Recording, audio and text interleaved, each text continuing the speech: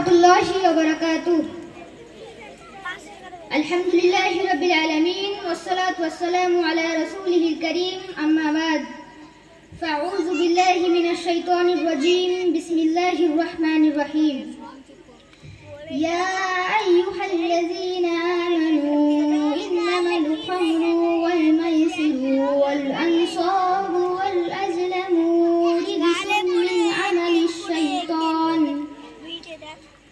সম্মানীয় শ্রদ্ধেয় আজকের অনুষ্ঠানের সভাপতি সাহেব ও নিষ্ঠাবান বিচারক মণ্ডলী, আমার সামনে উপবিষ্ট সম্মানীয় শ্রোতা মণ্ডলী, সকলকে আমি আমার অন্তরের অন্তঃস্থল থেকে জানাই ভক্তি, শ্রদ্ধা, ভালোবাসা ও স্নেহ। সম্মানীয় উপস্থিতি, আজ আমি আপনাদের সামনে এমন একটি বিষয় নিয়ে দণ্ডায়মান হয়েছি যা আমাদের সমাজকে ধ্বংসের দিকে নিয়ে যাচ্ছে। এমন কিছু যা শুরু হয় মজা হিসেবে আর শেষ হয় কান্নায়, আফসোসে আর অনুশোচনায়। সেই জিনিসটার নাম হলো নেশা, একটু একটু করে ধ্বংসের রাস্তা। প্রথমে কেউ বলে একবার নিলে কিছুই হবে না, তারপর বলে সবাই নিচ্ছে, তুমি ব্যতিক্রম কেন? তারপর জীবন শেষ হয়ে যায়। একটা ছোট্ট সিগারেট, একটা পানীয়, একটা টান, এভাবেই মানুষ নেশার গভীরে তলিয়ে যায়। আর এই জিনিসটা শুধু একজন ব্যক্তিকে নয়, পুরো পরিবারকে, পুরো সমাজকে ধ্বংস করে দেয়। আর এগুলি হচ্ছে শয়তানের কাজ।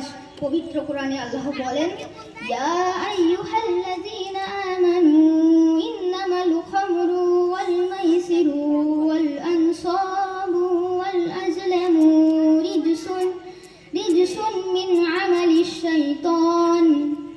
হে ঈমানদারগণ, মদ, জুয়া, মূর্তি পূজা, এগুলি হচ্ছে সব শয়তানের অপবিত্র কাজ। এগুলি থেকে দূরে থাকো যাতে তোমরা সফল হতে পারো। তাহলে প্রশ্ন হলো, যে জিনিস শয়তানের কাজ তা কি আমরা করতে পারি? যে জিনিস আমাদের বিবেককে নষ্ট করে তা কি আমরা গ্রহণ করতে পারি? আর এজন্য